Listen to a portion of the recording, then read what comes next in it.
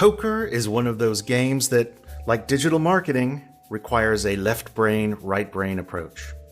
To begin with, good poker players know the percentages. They know that the 2 4s in their hand gives them a 12% chance of winning in a typical poker game. That's their left brain, data-driven knowledge. Then you add in all of the right brain stuff. Emotion, reading the other player's faces, controlling your own face, looking for tells, and the past behaviors of the other players. Yep, that's digital marketing. But there's one move that throws all of that out the window. You may have seen it in the World Series of Poker on TV or in a James Bond movie. One player pushes his entire stack of chips into the center of the table and says, "All in." What he's saying is if he loses this hand, he loses everything. All of the other players have to ask themselves, will I match his entire stack, or should I just get out now? Going all in smashes everything. It may mean that you're ignoring the data in one big high-stakes bluff. Or it may mean that you're trying to ratchet up the emotion, scaring the rest of the table into making a bad decision. Now, there is an equivalent to going all in digital marketing as well. We call it a website redesign. This is one of the biggest budgeted projects a company will do. When someone throws a lot of money at the marketing department, it can be hard to resist. And sure, it could have a huge impact on the financial prospects of the firm, but it can also cause you to lose everything. Now, poker players have one advantage over digital marketers when going all in. They can see their cards. They know their percentage. Digital marketers, well, they have past performance from the current site. But do they use it? Welcome to Intended Consequences, a podcast from Conversion Sciences. I'm Brian Massey, and I believe that anyone is capable of using behavioral science to predict the success of their marketing campaigns. Marketing magic is real, and I'll teach you how to harness it. When they say, we redesigned our website and it's awesome, but it's not making us as much money, can you help us? The answer there is like, well, sure, and we can help you for free. Just go back to the old website that was making you more money. On today's show, I'm pulling in Joel Harvey, our Chief Operating Officer here at Conversion Sciences. Joel's role is to make sure we live up to our company motto, always deliver remarkable results. Joel and I are talking website redesigns today, and we're going to tell you something that may blow your mind. Website redesigns don't have to be an all or nothing hand. You don't have to push all of your budget in and wait 3, 6, or 12 months to find out if you've won or if you've lost everything. Listen to how we stack the odds in our favor, guaranteeing a winning hand. One of the things we are fond of saying, or that we find ourselves saying, is that conversion optimization, the process of testing the components of a website and finding the things that work and discarding the things that don't work, really is redesign. In other words, we're always redesigning somebody's website. If they're working with us, they never stop redesigning, which is a little odd because when we think about a website redesign, we generally think about this all in, make a bunch of changes and push it out at the end of 3 or 6 or 12 months, however long it takes. That's a really interesting distinction, actually, because I think that's the way, when you use the word redesign, that's the way most people think of it. It's all or nothing. It's binary. It's this is the site we've got today, and at some point in time in the future, we're going to have something completely different on the cutover day. Whereas our approach has traditionally been it's incremental, it's evolutionary, it's over time. It's all based on we're only making changes that we know are going to make the customer more money. And one of the things I like about this approach is that as opposed to an all-in redesign, we end up finding wins along the way. So what we end up with is a guaranteed redesign. In other words, a redesign that we know is going to improve conversion rates. We get calls from people all the time that have just finished redesigning. What's your experience? So someone calls or fills out a form on our site, and you get on the phone with them, and it basically goes something like this: we just redesigned our website. We love it. It's great. but our conversions are down 15%, 20%, 30%. Can you help us? And it's kind of like that old adage, if a friend comes to you and says, hey, I'm going to start a restaurant, what do you think? Right? It's like, oh, you want me to save you $100,000 in a couple of years of your life? Yeah, please do. Don't start the restaurant, right? So in this case, when they say we redesigned our website and it's awesome, but it's not making us as much money, can you help us? The answer there is like, well, sure, and we can help you for free. Just go back to the old website that was making you more money, which of course is a non-starter, because when you think about that binary redesign process, there is so much effort and time and energy across a wide number of people in an organization and the agencies or agency that they bring on to help them, that there is no going back. They're usually one of the most visible things that is happening within at least the marketing part of an organization. They take a large amount of a large number of people's time, and it becomes, for lack of a better word, a political third rail to suggest that this beautiful baby that they all created together is anything but perfect. Well, and I think part of the problem is that we assume that the purpose of a redesign is to improve the performance of the online business, to improve the number of leads, the number of sales, the number of transactions that are being generated by that. But really, these projects get kicked off for a lot of other reasons. The first one that comes to mind is new management in marketing, and they've got to mark their territory, and the website is usually one of those places where they can say, all right, we're going to get this big project, we're going to make a big difference, it's going to be a visible difference to everybody else in the company, and that's why we're doing it. So it doesn't start off as, we really need to improve the performance of this site, but it's a more political reason. So what are some of the other reasons you've seen for why people kick off a design like this, or redesign? Well, I mean, there are some cases where it legitimately needs to happen. Someone is replatforming, they're going through a rebrand, and obviously the website needs to reflect that. But quite frankly, as I think about it, most of the time it seems to be driven not by, we've got something in our data that says we're not doing as well as we should be, therefore let's hone in on the reasons why and fix those reasons. It's more of kind of someone who is a visionary or supposed to be a visionary looks at it and says, this can't be working. This doesn't look good enough. We got to make this look better. So it's less of a visitor-centric reason than an organization-centric reason to do it. And I think that we tend to associate good design and credibility to an extreme. So good design is a great way to communicate credibility. If you look like a business that knows what it's doing, when I come to your website and I see something that is beautiful and well designed. However, credibility is just one of the things that we optimize for. There are a number of other things, and unfortunately, those things seem to get thrown out in favor of this one thing. And I think I don't personally want to discount the value of quality design, of looking credible and professional within your space. I think that's incredibly important. I think one of the problems with the traditional redesign is that's the focus first and foremost. But along the way, if you're doing this binary cutover from existing to the new design, think about the number of decisions that have to be made. Should this go here or here? Should we use this image or this image? What font do we use? What font size? What font color? And we are notoriously bad at making the right decisions just based on what we see, right?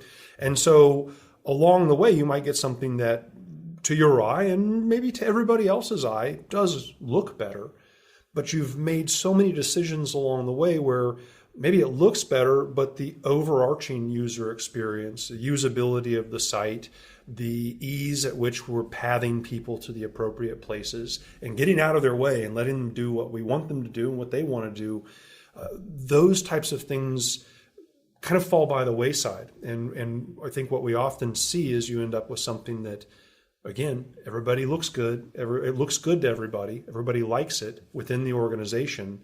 But some of those decisions, or many of those decisions that were made along the way in a vacuum without asking the visitors, were the wrong decisions. And so you end up with something that doesn't meet what should be the ultimate objective of the website relative to how the organization looks at it, which this needs to support us in terms of making more money.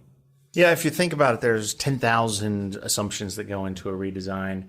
Maybe 1,000 of those will have a meaningful impact on performance of the site, number of transactions generated. And you don't know if you have more of those that actually will increase the conversion rate versus decrease it for the largest segments that are coming. So you're kind of hoping that you made more good choices than bad choices. And as we have learned the hard way, knowing which of those choices is the right one is a lot easier said than done. Well, we've got a joke here in the office. Anytime we're going to be rolling out a test to the visitors of any given client website, the joke is if the variation we're doing, let's say it's a different landing page design or something, whatever, it could be any number of things. The joke is if everybody loves it, we shouldn't even bother testing it because we know it's going to lose. Amen. Amen. That's right up there with ugly often wins too. We'll have a beautiful design that we love. We take it out for a test and the data shoots it down. I was going to talk about what's kind of one bit of subtext that we're talking about here is that there's a small team of designers and developers, either within the company, within an agency, or a combination of the two.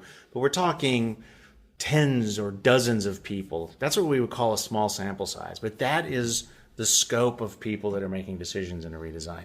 Now, you can do a focus group. You can add another 10 or 20 people. But we were talking earlier, and you were saying that that's great qualitative data, but where's the quantitative backup on that? You need much larger sample sizes.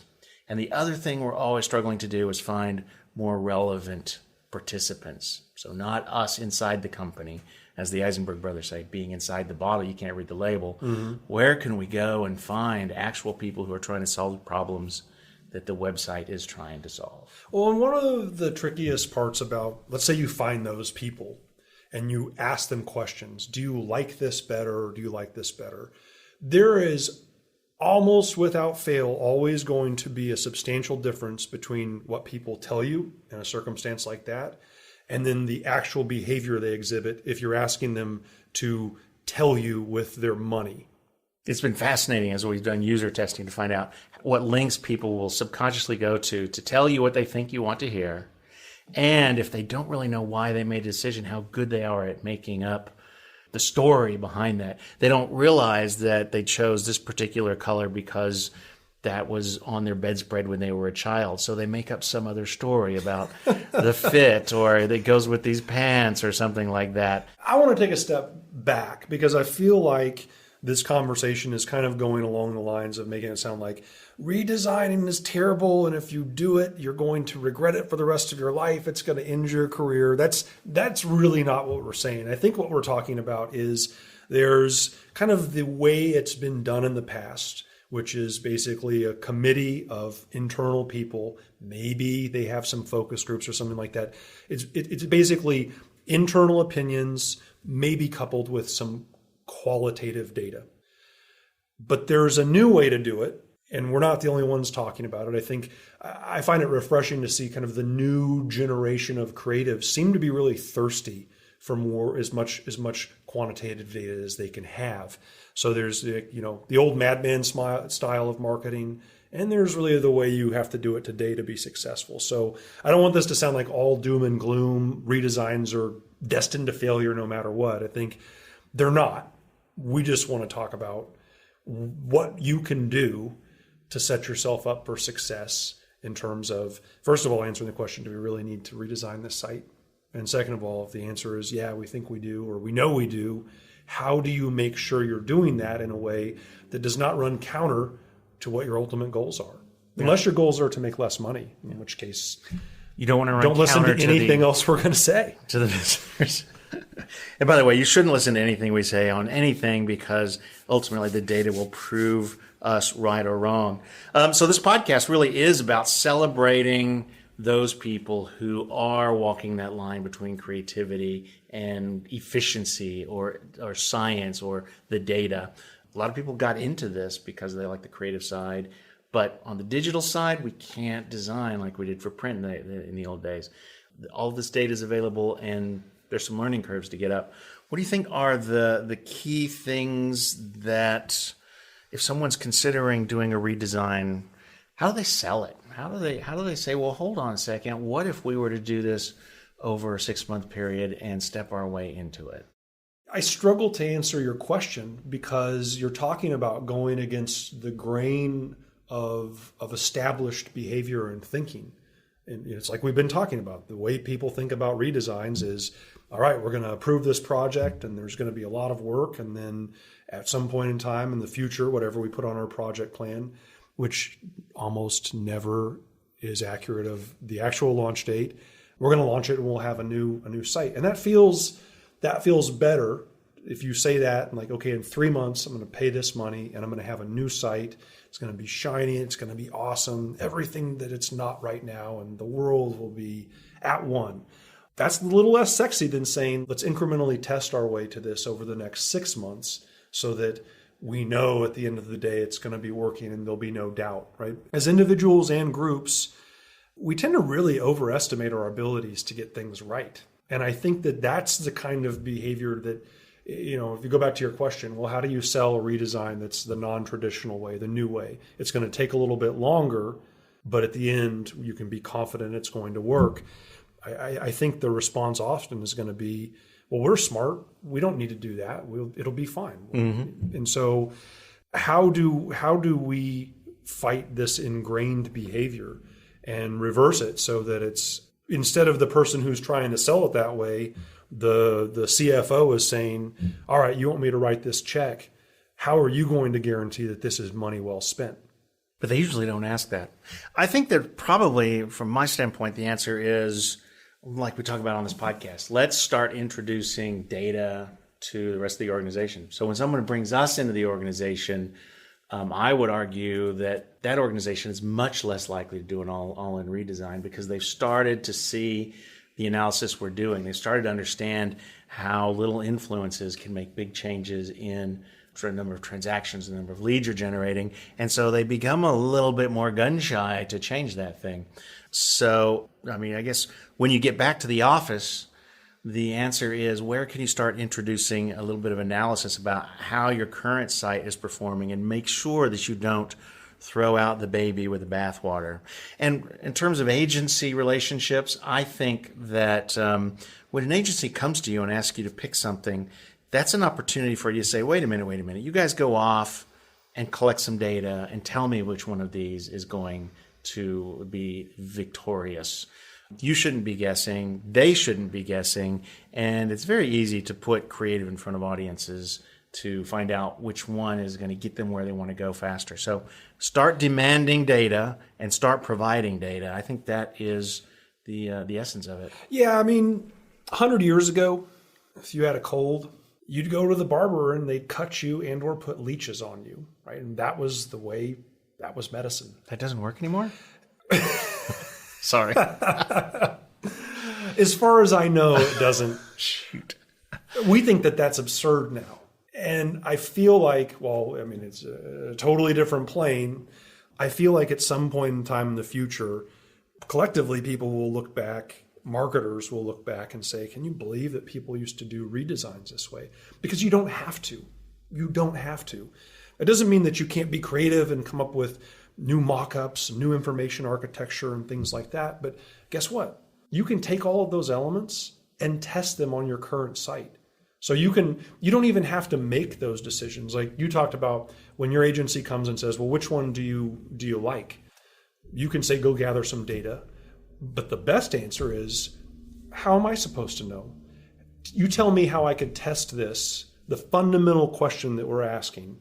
How can I test that on my current site to let our current visitors tell us with their dollars which one they like? Yeah. All right. Well, let's put it on the table. So if you're a marketer, what do you think is more risky?